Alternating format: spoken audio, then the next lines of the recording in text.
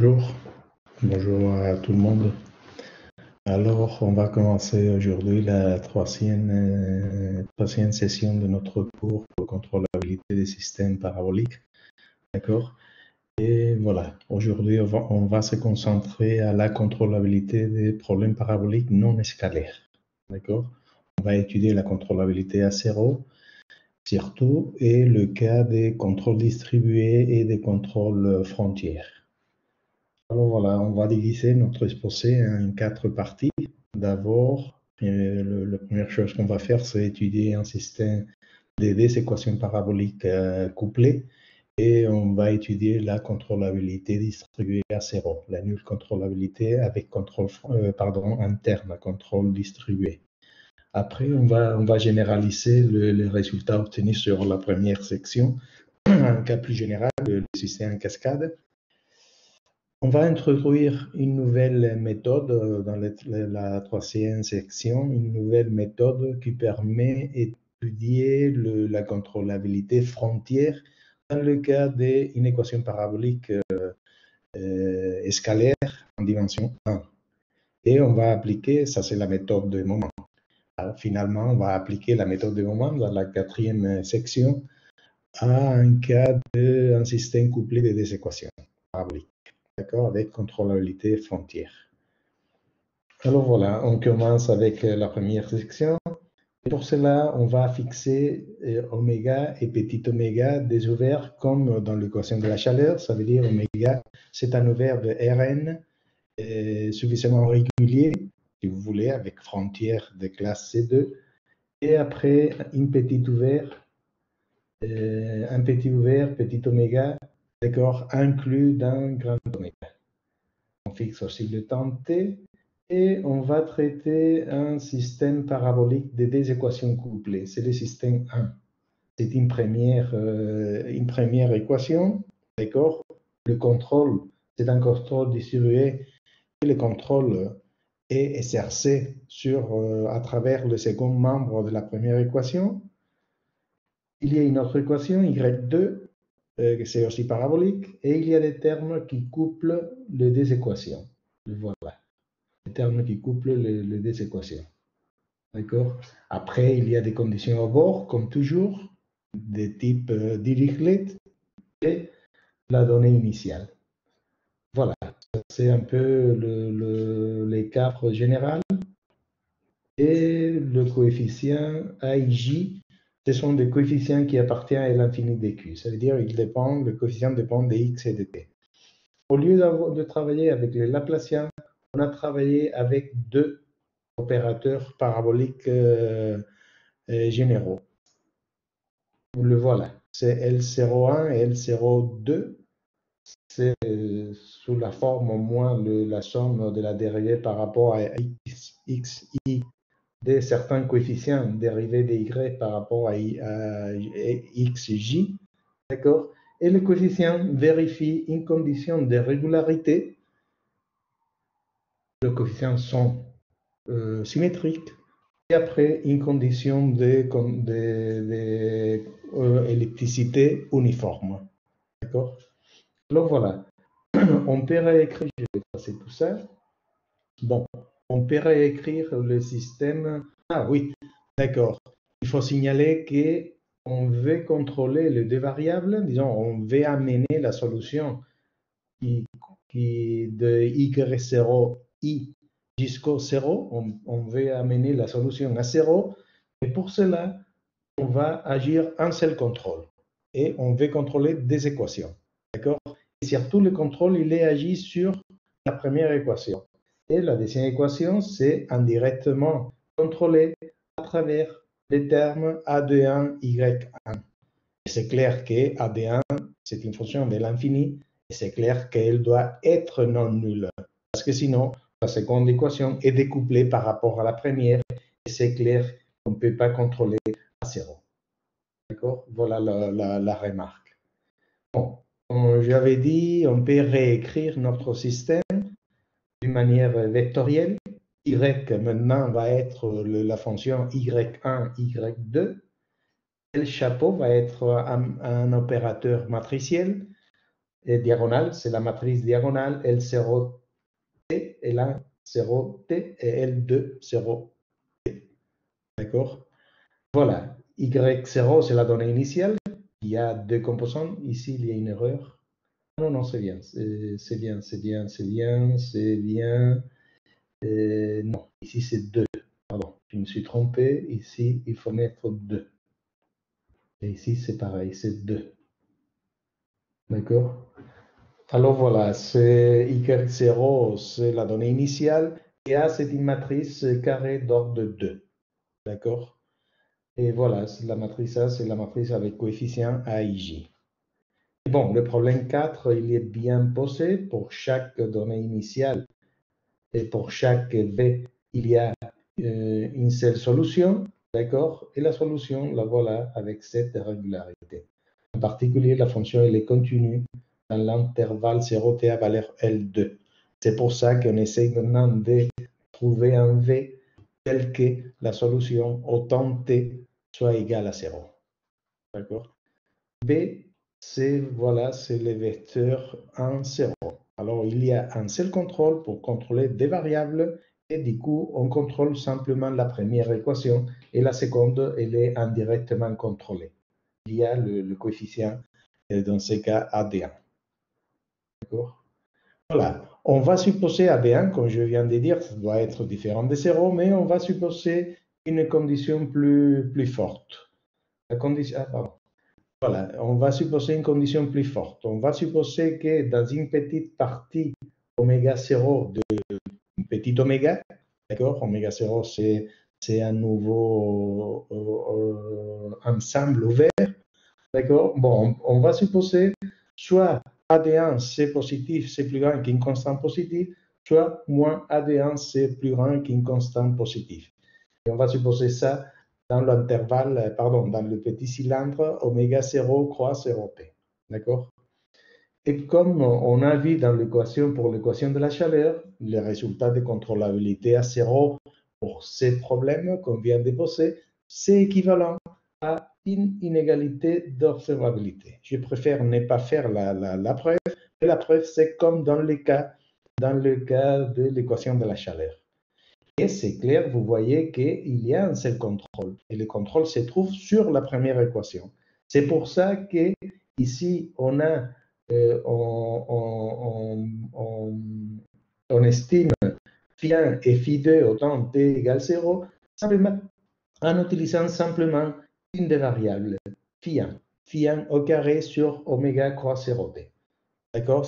Et ça vient simplement parce qu'il y a un seul contrôle. Et le contrôle, on pose le contrôle sur la première équation. Et qu'est-ce que c'est phi? Phi, c'est la solution de notre problème adjoint. Et maintenant, c'est un peu comme l'équation de la chaleur. Et voilà, dans notre problème adjoint, il y apparaît A étoile de phi. A étoile phi, A étoile, c'est la matrice, c'est la matrice transposée et conjuguée. Donc, comme on est en train de travailler dans le champ réel, alors c'est simplement la matrice transposée. D'accord? Alors voilà, on peut démontrer que la contrôlabilité à 0 est équivalente à cette inégalité d'observabilité. Et c'est plus difficile parce qu'on veut borner phi1 et phi2 simplement par rapport à une variable, phi1. D'accord? Et comment on va prouver ça? On va prouver ça simplement parce qu'on va essayer de trouver une inégalité d'écartement. D'accord? Pour le problème 6, pour notre problème adjoint. D'accord. Et je vais répéter quelques idées de l'autre jour que je vais montrer pour l'équation de la chaleur. Et surtout, on va considérer les mêmes problèmes que pour l'équation de la chaleur, un problème général. Et voilà, un problème général rétrograde, d'accord, avec un second membre général. Et voilà, L0, l'autre jour, j'ai pris les Laplaciens. Aujourd'hui, on va prendre un opérateur parabolique général, d'accord. Et voilà, les coefficients, comme avant, ce sont des coefficients réguliers, W1 infini, d'accord, symétriques, et aussi qui vérifient une condition de multiplicité uniforme, d'accord. Alors, je fasse tout. Voilà, et je répète les mêmes idées que l'autre jour. Ça, c'est encore une fois l'inégalité de Carleman. J'ai changé un peu la notation. Voilà, j'ai fixé un ouvert. B, je l'appelle, cette fois-ci, je l'appelle B. C'est un ouvert non vide, ouvert, d'accord. Je vais mettre aussi un paramètre. L'autre jour, j'ai pris D égale 3, mais on peut travailler avec un paramètre D, d'accord. Bon, il y a une fonction C2 qui est positive, qui ne dépend pas que des données géométriques, et il y a aussi des quantités positives qui dépendent simplement des données géométriques. Et avec ça, voilà l'inégalité de l'autre jour. Sauf une petite change de notation. Voilà le terme qu'il y a à gauche, et ce sont justement la quantité, c'est l'intégrale à poids de 7 carrés de la fonction et de son gradient. D'accord. Gamma, quand j'utilisais cette notation, c'est T-1, T-1, T-1. L'autre jour, j'écris explicitement T-3, T-T-3. D'accord, parce que j'ai pris D égale à 3. D'accord, et on peut considérer n'importe quel D. Et bêta, c'est la fonction poids, que c'est bêta 0 sur T, T moins T. D'accord, sauf un petit changement de notation. Voilà, l'inégalité, c'est la même que l'autre jour que pour l'équation de la chaleur qu'on a vu dans un vidéo précédent. D'accord, ça c'est le. D'accord, ça c'est maintenant la situation. Et je vais donner une autre inégalité. Et c'est dans le cas où les quantités fi sont égales à 0. Quand les fonctions fi sont égales à 0, alors on peut obtenir une égalité meilleure, une égalité de Carleman meilleure. Bon, c'est simplement pour que vous connaissiez, c'est pour disons, donner un peu plus d'informations. Dans ces cas, alors, dans les seconds membres de notre problème, il n'y a que F0. D'accord?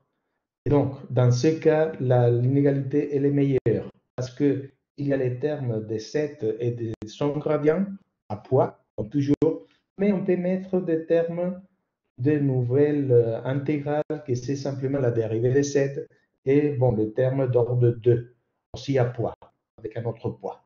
D'accord? Et voilà, c'est une meilleure inégalité de Carleman et bon, on va travailler avec cette inégalité. Alors, dans l'inégalité, il y a toujours des intégrales globales à poids. Ici, c'est l'intégrale de Z et de son gradient. Et on a ajouté aussi les termes d'ordre 2 pour le dérivé par rapport à X et une dérivée par rapport au temps. D'accord? Voilà. Et comme toujours, la bonne référence, c'est peut-être la dernière. Alors, j'efface. Voilà comment on va utiliser cette inégalité dans notre problème. Alors voilà, l'objectif, je vous rappelle, c'est de montrer une inégalité d'observabilité. Et vous voyez qu'au second membre, il n'y a qu'une des variables.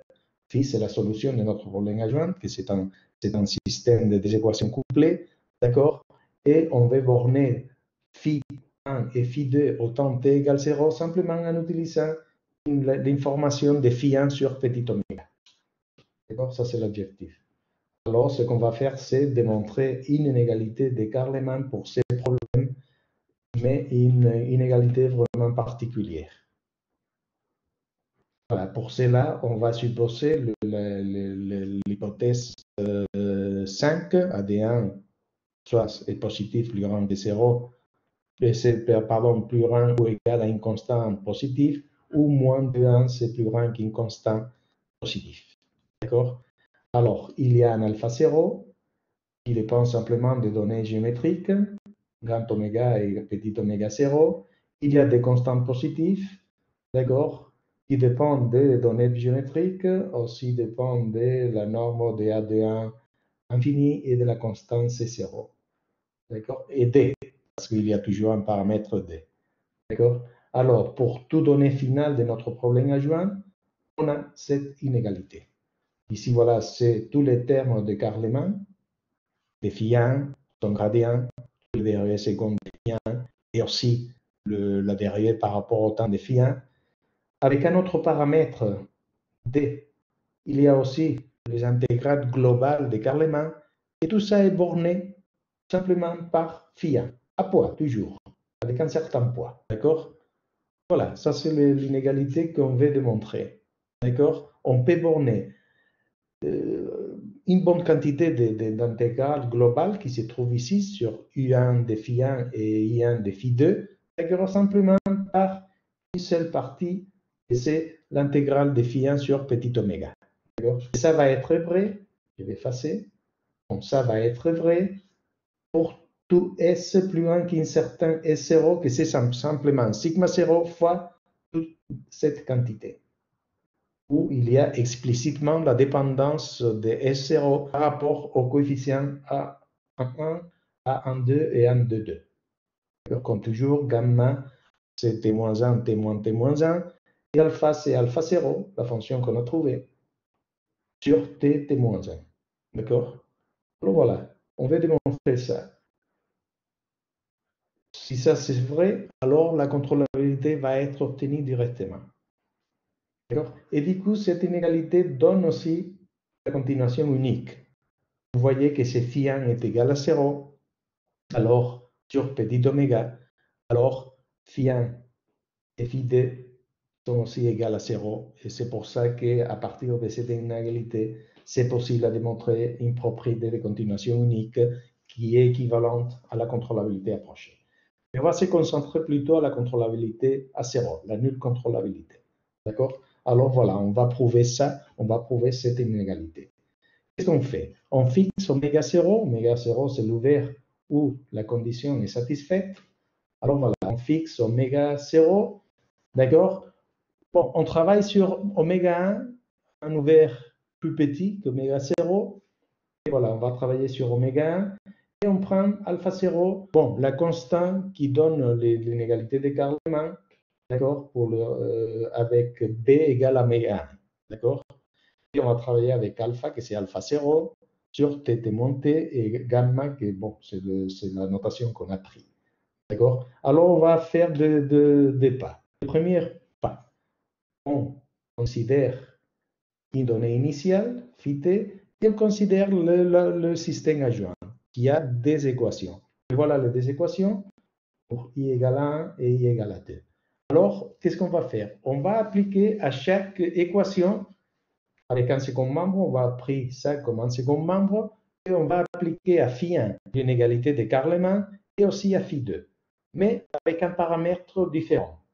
Pour phi 1, on prend le paramètre d plus 3, et pour phi 2, on prend le paramètre 2, simplement 2. D'accord? Alors voilà, si on applique les inégalités de Carleman à chacune des équations de phi, alors pour la première, on va obtenir ça. Phi 1 de d plus 3, c'est plus petit qu'une certaine constante, fois, bon, il y a toujours les termes locaux de phi 1, et après, il y a les termes de couplage. Mais je vais les borner simplement comme la norme de A1 à l'infini, je vais l'éliminer, fois la norme de AD1 au carré infini. D'accord? Et puis, il y a le terme, ce terme et celui-ci. Je fasse. Je fais pareil pour avec l'équation phi 2, d'accord? Je peux obtenir ça. Ici, je vais prendre un paramètre de plus 3, ici simplement d. D'accord? Et maintenant, qu'est-ce qu'on va faire? On va faire quelque chose pareil à ce qu'on a fait dans le cas de l'équation de la chaleur. Vous voyez qu'ici, à gauche, il y a une intégrale, c'est S puissance d plus 3, le poids fois phi 1. Et ici, vous voyez qu'il y a la même intégrale, mais avec un paramètre S puissance d. Alors ici, il y a le paramètre d plus 3, ici, il y a 2. Comme ici, S, c'est plus, disons, comme S, la puissance de S est plus grande, alors, comme dans le cas de l'équation de la chaleur, si on choisit S assez grand, après je dirai comment il faut le faire, alors on peut absorber ces termes avec le terme qu'il y a ici. Alors voilà, ces termes, on peut l'éliminer si on utilise le raisonnement comme dans l'équation de la chaleur. Ici, c'est pareil. il y a ce terme global, mais il y a un terme meilleur ici global parce que la puissance de S, c'est meilleur. Alors, si on prend S suffisamment grand, alors on peut éliminer ce terme-là. Alors, si vous voulez, on peut penser à cette inégalité, mais sans ce terme, ce terme global, c'est celui-ci. D'accord? D'accord. Maintenant, ça c'est une constante fois AD en norme infinie. Et vous voyez que ce terme, c'est un terme qui se trouve aussi ici. D'accord? Alors voilà, ça, je vais les borner. Ça va être plus petit qu'une constante fois 1 de phi2. Alors voilà, je fasse ça. Et il y a le dernier terme qui se trouve ici. Je vais éliminer. C'est clair que je ne peux pas éliminer ce terme en utilisant I1. Mais je peux éliminer ce terme si j'utilise I1 de 2 plus 3. Si vous pensez un peu, ici, il y a un terme S puissance D plus 3. Phi 1 carré avec un poids. Et ici, vous voyez que la puissance est plus petite. C'est D moins 3. Alors, si je prends S aussi assez grand, on peut dire que ça va être plus petit que, bon, je vais choisir un certain epsilon fois I1 de D plus 3 phi 1. D'accord? Epsilon, je vais le choisir d'une manière convenable. Alors voilà, c'est ça ce que je fais. Je vais faire ce tout. Je fasse tout. Et voilà. Si je prends S plus grand qu'un certain S1, où il y a ce terme-là, alors j'élimine ça. Si je prends maintenant S plus grand que ce terme-là, alors j'élimine ce terme. Et finalement, si je prends S plus grand que cette quantité, je vais pouvoir écrire que ça c'est plus petit qu'un certain constant petit fois I1 de D plus 3 phi 1. C'est ça ce que je peux écrire. Alors voilà, si on prend S assez grand, plus grand que S1, alors voilà, on peut écrire de la première équation, on peut écrire, de la première inégalité, on peut écrire ça, et de la deuxième inégalité, on peut écrire ça. Maintenant, on fait la somme. On fait la somme et on peut éliminer ces termes-là parce que quand on fait la somme, il y a le même terme à gauche. Et voilà, si on fait la somme, on obtient, je ne donne pas les détails, mais on obtient ça. On obtient cette inégalité. Pardon, je vais changer. Voilà, on obtient cette inégalité. Cette inégalité, voilà, elle est très bonne parce qu'il y a beaucoup de termes ici, des phi 1, le son gradient, le dérivé second, la dérivée par rapport au temps, pareil avec phi 2. Et tout ça est borné par deux quantités. Simplement, phi 1 sur l'ouvert oméga 1 où on est en train de travailler et phi 2 sur oméga 1 croix 0t, l'information locale. D'accord? Alors voilà. Mais c'est vrai qu'on veut une inégalité un peu meilleure parce qu'il y a un seul contrôle. Alors, comme il y a un seul contrôle, notre objectif va être maintenant éliminer ces parties-là. Bon, pour cela, on va utiliser maintenant l'hypothèse qu'on a fait sur le coefficient AD1. Parce que si vous regardez la deuxième équation, en quelque sorte, AD1 phi 2, elle est égale à, bon, elle est égale à une quantité, un opérateur appliqué à phi 1. D'accord? Alors, qu'est-ce qu'on va faire? On va travailler oméga 1, c'est un ouvert inclus sur petit oméga 0. D'accord? C'est pour ça que sur oméga 1, on sait que AD1 phi 2, imaginons par exemple, pour centrer un peu les idées, et AD1 c'est positif. Alors AD1 phi 2 carré est égal sur oméga 1. Bon, c'est plus petit, pardon. Ça c'est plus petit. Non, je vais l'écrire. Pardon. Je vais l'écrire plus clair. D'accord? On sait que C0, dans ce cas, phi 2 carré c'est plus petit que AD1 phi 2 carré. Et ça, c'est égal, en utilisant l'équation, ça c'est égal à simplement phi 2 multiplié par dt phi 1 moins L01 dt phi 1, etc., etc. D'accord? Et voilà. Et alors, l'intégrale, le poids fois phi 2 carré, bon, si on multiplie par ça, ici, alors le poids, si on multiplie ici par le poids, alors on peut éliminer. Bon, je préfère ne pas donner les détails, mais en quelque sorte, on sait que sur petit oméga 1, phi 2 carré a cette expression. Phi 2 carré est égal à tout ça. D'accord? Alors voilà, on utilise l'équation. Bon, je ne sais pas si j'étais trop clair, mais c'est la partie technique si vous voulez. Mais en tout cas, voilà, on peut démontrer une certaine inégalité. L'inégalité dit que l'intégrale qu'on veut éliminer, c'est plus petit que epsilon pour chaque epsilon. Si on s'est fixé, bon, c'est plus petit qu'epsilon i 1 d phi 2 fois un nouveau terme local. D'accord? Alors, on peut éliminer phi 2 par rapport à une quantité plus un nouveau terme local. Alors voilà, si on prend epsilon convenable à partir de cette inégalité, on peut éliminer ces parties-là. Si on prend par exemple C2, epsilon pardon, égale à 1 demi de 1 sur C2. D'accord? Alors voilà, on peut éliminer ça et finalement on démontre l'inégalité qu'on voulait. D'accord? La partie plus technique, la partie plus compliquée peut-être, c'est ça, démontrer cette inégalité. Ça, c'est peut-être la partie plus difficile. Alors voilà, on a démontré, ça c'est disons un peu la résumé, on avait notre problème adjoint et on a démontré cette inégalité. D'accord? Où on borne, on estime une bonne quantité d'intégrale globale de phi 1 et de phi 2 simplement par rapport à phi 1. D'accord? Pour S plus grand que S0. Et maintenant, comment on peut obtenir l'inégalité d'observabilité?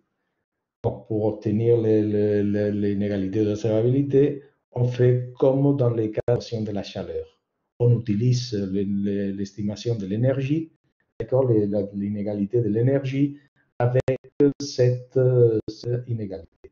Je préfère ne pas donner les détails, mais en tout cas, le dernier pas, si vous voulez, c'est comme dans l'équation de la chaleur.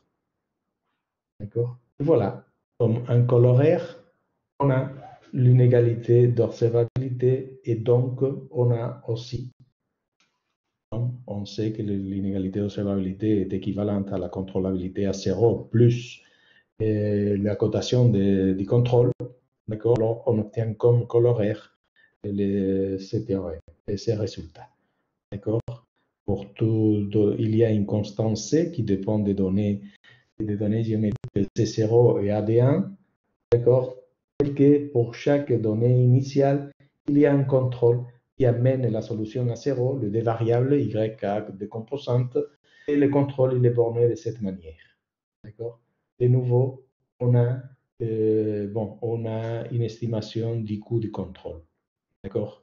Voilà la dépendance par rapport au coefficient et par rapport au t, grand T. D'accord? Alors voilà, on a démontré les résultats. Je vais effacer tout. D'accord? Et voilà. Une première remarque. Non, avant d'utiliser l'hypothèse qu'on a, disons, on a démontré d'abord cette inégalité. En particulier, cette inégalité implique une inégalité d'observabilité qui permet d'écrire la première remarque. La première remarque dit que, indépendamment des hypothèses, le système 1, c'est toujours contrôlable si on fait des contrôles.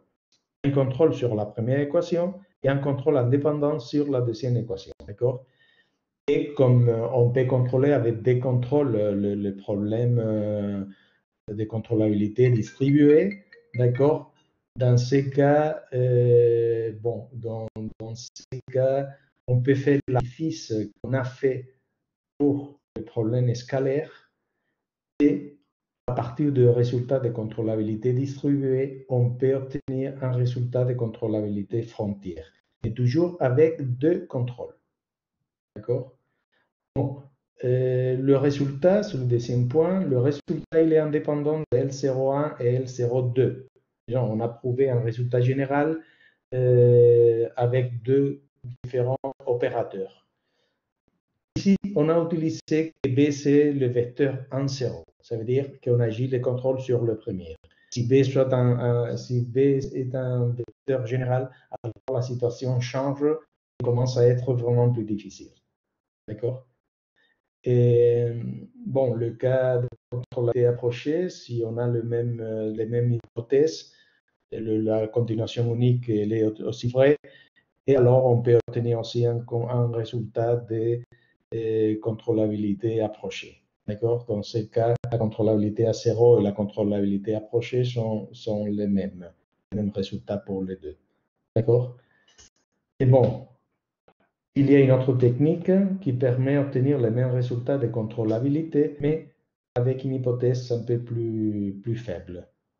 D'accord? Simplement, la valeur absolue soit plus ranking constant, positif, d'accord, dans un petit ouvert oméga 0. D'accord? C'est une autre technique, mais je préfère ne pas donner l'information. Alors voilà. Et les références que j'utilisais, bon, surtout j'utilisais peut-être la dernière. Ou bon, un peu, ou la troisième aussi. D'accord? Si vous êtes intéressé, je vais vous donner plus d'informations. D'accord? Voilà, on a fait ça pour des équations couplées avec un seul contrôle. Qu'est-ce qu'il passe? Et on a fait, je répète, voilà l'hypothèse qu'on a fait. C'est une hypothèse vraiment importante. Je vais vous signer l'hypothèse, la voilà, 5. Est-ce que cette hypothèse est nécessaire? En général, non. On sait que AD1 doit être non nul, mais c'est une hypothèse nécessaire. En principe, non. Bon, c'est nécessaire et suffisante si les coefficients sont constants. C'est pour ça qu'on va traiter maintenant le cas des coefficients constants, où la matrice A de couplage, c'est une matrice constante. C'est un exercice que je vous propose de faire qui traite ces cas. Le cas où A, c'est maintenant une matrice générale, et B aussi, c'est un seul vecteur, d'accord, un seul contrôle alors, mais un coefficient constant, tout est constant. Alors voilà, on peut démontrer que si le déterminant de AB est différent de 0, ça c'est la condition de Kalman, si vous vous rappelez. On a regardé pour système différentiel ordinaire. Alors voilà, si le déterminant de AB c'est différent de 0, alors on peut démontrer que le système à coefficient constant de deux équations couplées, c'est équivalent à un système couplé aussi, mais avec une matrice qui vérifie que son coefficient est différent de 0. D'accord? Alors c'est équivalent. Si le déterminant il est nul, alors c'est pareil. Le système il est équivalent à un certain système ou à 0 type, voilà, à un coefficient différent de 0. Bon, à partir du point 1 et 2, on peut démontrer que dans le cas des coefficients constants, la contrôlabilité de notre système 10 est équivalente à la condition de Kalman. Le rang de AB doit être à 2. D'accord? Alors voilà, je vous propose le cas à coefficient constant où l'idée qu'il y a derrière, c'est trouver la forme de Nick de Brunowski qu'on a vu dans le premier vidéo, dans la première session. D'accord? Alors, je vous propose ça parce que dans le cas des coefficients constants, on a une condition nécessaire et suffisante. Si vous voulez, on a une condition de Kalman. D'accord? Alors, une généralisation, c'est le cas de système dit en cascade. Qu'est-ce que c'est un système en cascade? Bon, c'est un système général où il y a, si vous regardez, une équation couplée avec certains opérateurs d'ordre 2 paraboliques, le 0,1, le 0,2, etc., etc. D'accord? Tous les opérateurs ont la même forme avec la même hypothèse sur le coefficient, d'accord? Une hypothèse de régularité et une hypothèse de caractère uniforme parabolique, d'accord? Alors voilà. Qu'est-ce qu'on a mis? On a mis des coefficients d'ordre 1 qui couplent notre système, pardon, d'ordre 0, pardon, et aussi des termes d'ordre 1 qui couplent notre système. Et qu'est-ce qu'il y a?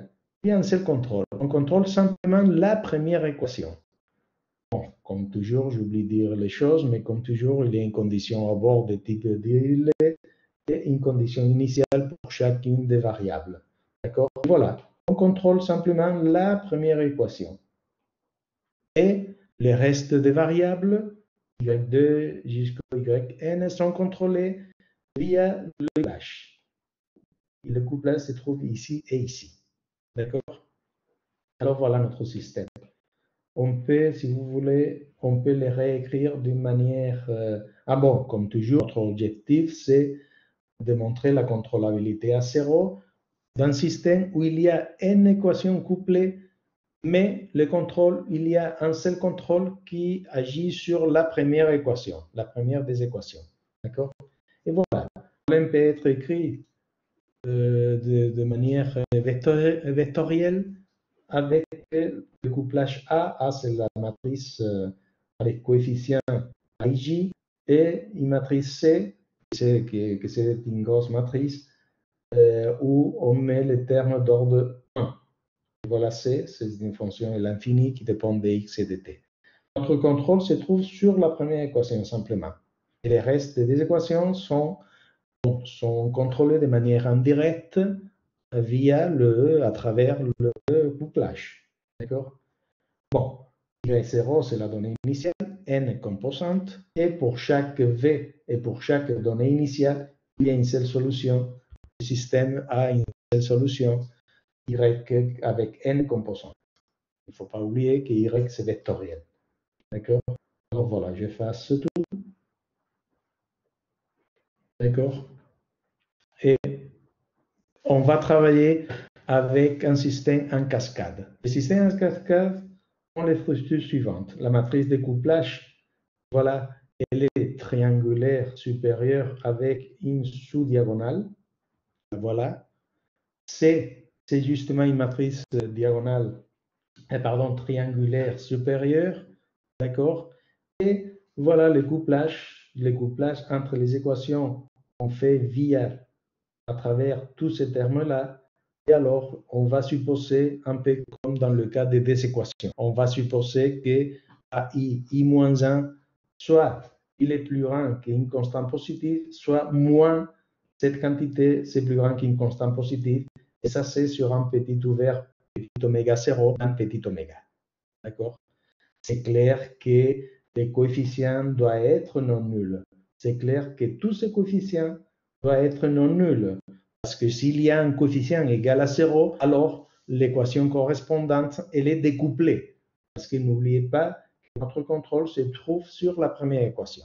Alors c'est clair que tous ces coefficients doivent être non nuls. Ici, ce qu'on fait, c'est une hypothèse plus forte. D'accord? Donc voilà la remarque. Et qu'est-ce qu'on peut obtenir pour ces systèmes? Bon, avant de ça, pardon.